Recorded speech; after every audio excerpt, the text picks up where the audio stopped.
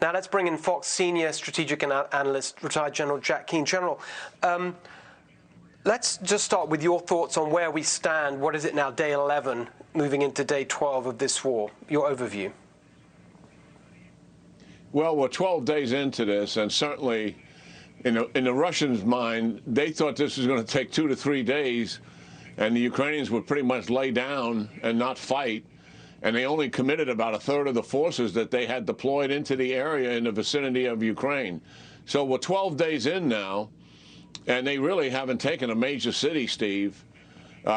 Ukrainian aircraft are still flying, and that absolutely stuns me, that the Russians have not been able to gain air superiority and take the Ukrainian aircraft down, and also some of their defense systems. Their cyber attack, which is an instrument of national power that the Russians are very good at, and we assess they're good at it, has had negligible effect on this campaign. And their casualties, Steve, are way higher than anybody's expectations here, and I think they're being very deceptive about it. They've had some success in the southern campaign because they want to deny Ukraine's access to the Black Sea and the Sea of Azov, but still, they have a long way to go in that campaign. And the northern campaign, as we all know, which is about Kyiv and Kharkiv, that is stalled, and they have tried to restart it a number of times, and they have not made any consequential progress. What they intend to do is go west and east of Kyiv, encircle the city, hammer it, and force a capitulation of the government. Either they surrender or they kill or capture them. They're not even close to that. It is stunning where we are. Now, 12 days is only 12 days. Wars last a lot longer than that. But given what most of us believe was a significant overmatch that the Russians had, that they certainly would have made a lot more progress than this. This is testimony certainly to the Ukrainians and their determination, but also how much they've improved since 2014 in terms of their military and the leadership that they have. And yes, we are helping them with weapons. I think we can do more, and we've got to do more, because if this lasts longer, they're going to run out of all these tools that are being so effective on the Russians. And many of these tools, like Stingers, like anti-tank weapons, are coming from the United States and NATO allies. And we're going to hear Zelensky screaming for them, because he's going to start to run out of them as this campaign protracts. Well, let's pick up on that, because a couple of days ago, I recorded a conversation with the historian Neil Ferguson. We're going to play a couple of clips of that later tonight. But one of the things he said was, echoing your analysis then, he threw it forward and said, if we can just help the Ukrainians hang on for a few weeks, he used a few more weeks, then you could see a situation where there's just no prospect for Putin of achieving the kind of victory that he wanted, and that you get to this stalemate, and that things could change. And he might have to accept that he's not going to get away with it.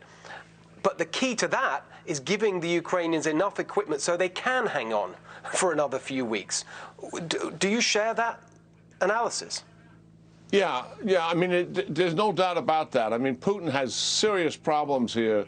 I mean, we can dismiss the idea right now that Putin would be able to sustain an occupation of Ukraine of 45 million people over time. He'll never be able to do that. We've seen the evidence of that here. He doesn't have the forces to occupy a country of 45 million people, not even close. And given the casualties he's got here, that's pretty serious. So that option is there.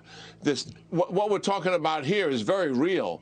We can impose significant cost on him over time, and the political situation may change as a result of it. What do we think Putin's going to do here?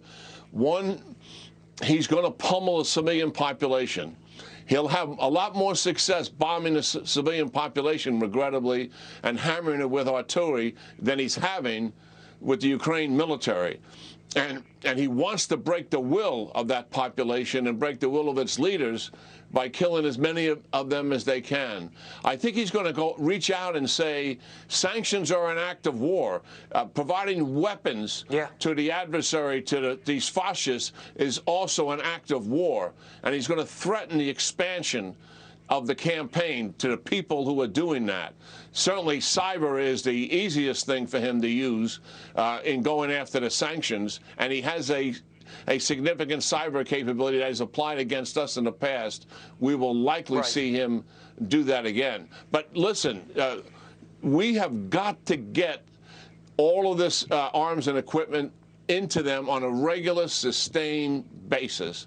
And I also think that we could use some covert operations to help facilitate delivering that equipment, airdropping some of it. We have very precision point means to do that. Also, the airfields that are very remote, they don't even have lights on them at night. They're all over Ukraine like they are all over the United States. There's a lot of things that we can do to speed it up and get it into his hands. And we're going to have to press our allies on this as well. Our commitment we made, we're not going to defend them on the ground, but our commitment is we're all in, and we're not going to let this stand. And that means we got to really step up. Now, it has improved over what it was. I mean, we delayed these arms during 2021 because we were afraid in the United States that if we gave him the weapons when he was mobilizing on Ukraine's border, that would provoke the attack.